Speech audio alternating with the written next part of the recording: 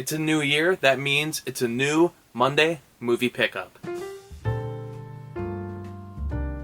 I actually do have a DVD in this pile. This is the Disney Treasures collection of The Adventures of Spin and Marty. So these are two of the characters from the Mickey Mouse Club, one of the many various releases that Walt Disney did in the early 2000s through the Disney Treasures collection. These are DVDs that I've always been looking out for, but you can never really find for good prices, unfortunately, and usually they don't come with the original tins that they were released in. And these are releases that not all of them have appeared on Disney Plus. On top of that, it doesn't look like these will be hitting Blu-ray anytime either. So one of the local video stores I actually did a daily Cinephile of, it's closing down. This was one of the titles that they had available there that they were selling in their clearance department. So I went there and found this one. This is the only Disney Treasures set that I could find. So it was very cool to find. Unfortunately, with video stores, that means that there are some odd things that they do with the case here. Like they use double-sided tape to put the insert in here. I'm guessing that would mean if it was brought to someone's house, they would still have the episode list and they would lose the insert forever. But it also means damaging the insert, and that's really too bad. But the discs are in good condition, and this is the first Disney Treasure set I've received. Does that mean that I will be buying others in the future if they pop up like this one did? Because this was $2. If I can find them for a good price, I will buy them. But when they're going for $30 to $35 or more for some of the more rare sets, I'm just not going to give that kind of money to sets that are almost 2 decades old now. Here is the 4K release of Cinderella. This was released after many complaints about the original release, and people weren't happy with the original transfer. I can say I did watch the 4K disc, and I am very impressed with the work that Disney put into this movie. And the other disc includes the stuff that was on the Signature release. I did not have the Signature Collection release. I only had the Diamond Collection release. So all the new special features that were included with the Signature release and the 4K disc, which has the better transfer. Because my understanding is that the Signature release also didn't have the better transfer. It was only done for this 4K release. I'm not sure what that means for the Blu-ray that comes with this set, but like I said, I only watched the 4K disc, and it looks incredible. We have Lady and the Tramp, and this is another Signature release. This is the original Signature release. I don't think that this has been released again, even on Disney Movie Club, and I didn't own this one either. I've been trying to track down some of the Signature releases because I pretty much opted out of those ones besides Pinocchio, which never received a Diamond Collection release.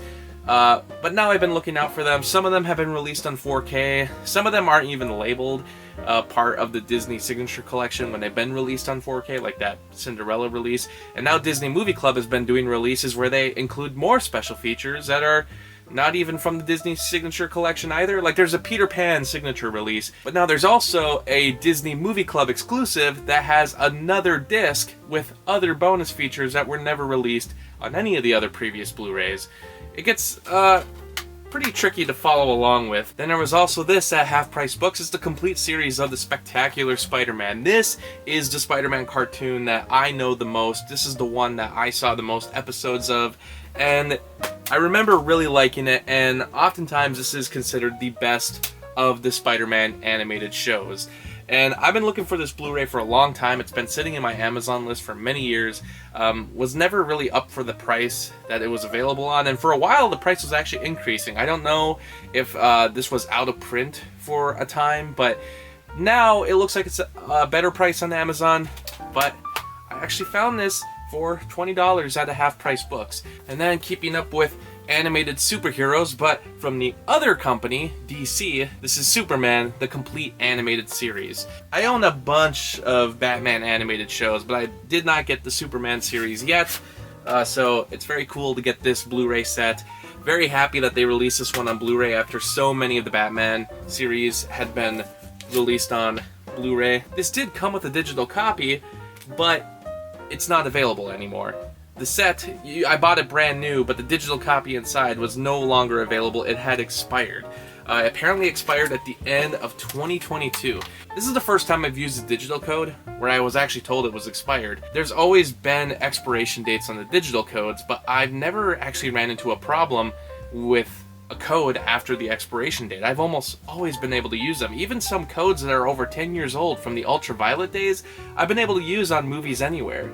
But Warner Brothers must be a little more strict about it because, yeah, their date was the end of 2022 and that was it. If you're buying this set brand new in 2023, you will not be able to use that digital code, unfortunately. I'm pretty sure the series is available on Max, so I'm fine either way if I want to watch it digitally, as long as Zaslav keeps it on the service anyway. But I have the Blu-ray, and then I have some Shout Select releases. This is the 38th release. This is the Tiger Hunter. You wouldn't be able to tell it's the 38th release because I tried to take the stickers off from the video store. Yep, I bought this for $2 at that closing Video Vision. But unfortunately, I was not able to save the side cover art. Nope, if you try to take these stickers off, it will just peel the cover art right off, so I was not able to save the number 38 spine. But that's alright, I own the disc now, and I've seen this one pop up on eBay a few times, but I was happy to get it for $2. That is such a good deal, and I don't need the best packaging in the world to own the movie. This did come with a DVD originally, but Video Vision must have took that out, sold it separately, who knows, but this is the Blu-ray release, and from my understanding, all the same special features are on the Blu-ray. Here's the other Shout Select release. This is Get Shorty. This is the 51st release, and a movie I have never seen. I've been very much looking forward to it. It's one of those comedy movies that I think sometimes goes forgotten nowadays. I don't hear a lot of people talk about this one. The movie I remember coming out in 2005, I think it was 2005, was Be Cool, which was the sequel to Get Shorty, a notorious sequel that I remember everybody hating and critics were trashing it. Even as a kid, I remember reading about it in our local paper about how bad of a movie it was. I didn't realize it was even a sequel to Get Shorty until many years later, but I had never known much about Get Shorty, so I never made the connection. And then we have this big JFK box set. This is the most recent release, the 153rd release. More than 100 releases after Get Shorty. So Shout Select has been going on for quite a while. I did a more in-depth unboxing of this movie on my Daily Cinephile page, so I'm going to link that above if you want to go check that out. But very happy with this box set because it finally includes the theatrical cut. Sure, it's not on 4K, it's only on Blu-ray, but what I'm looking for is availability. I just want the theatrical cut at least on Blu-ray. I'm very happy that was finally put on a disc. And then we have The Terror, but more importantly, The Little Shop of Horrors. Film Masters has been doing these great transfers of these mostly public domain movies, but these movies that for years have been released many times through companies like Mill Creek that have never been given a proper transfer. So it's really cool that not only are they doing like a main film, but they're doing a bonus film with some of their releases as well. So in this case, you get The Terror, you know, the one with Boris Karloff and Jack Nicholson, and you also get The Little Shop of Horrors, which I find to be an incredibly enjoyable movie from Roger Corman.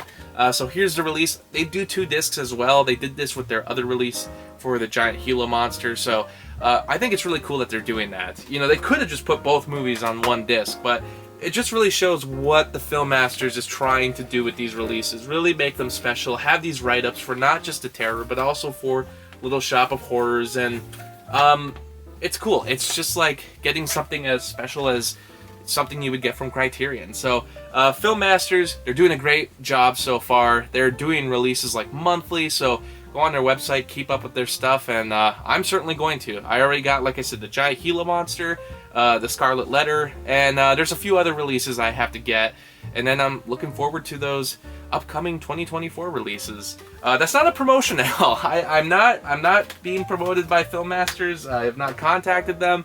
I'm just happy with some of the releases that they're doing and their selection of films, especially since it looks like they've just began this line. Like, this is like a brand new line of Blu-rays. But that's everything for this week. Happy New Year, everyone, and thanks for watching.